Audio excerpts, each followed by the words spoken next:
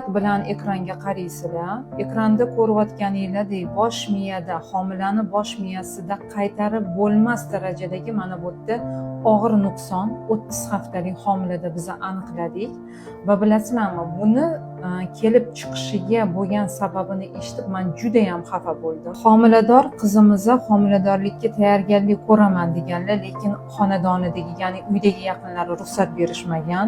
Birinchi va ikkinchi trimestrlarda UZI tekshiruvlardan o'taman, men borishim kerak deb aytgan, lekin xo'jayini, qaynonasi, yaqinlari UZI, vнимательно eshitinglar shu joyiga. UZI bu nur, bolaga nur tushsa ta'sir qiladi va uni nuqsonli qilib rivojlanishiga olib keladi deb bu homilador qizimizni qo'yishmagan. Lekin ming afsuski, natijada shunaqa katta srokda biza bosh miyasida og'ir darajadagi, qaytarib bo'lmaydigan darajadagi, ya'ni nogironlik keltirib chiqaradigan darajadagi og'ir nuqsonni ko'ryapmiz.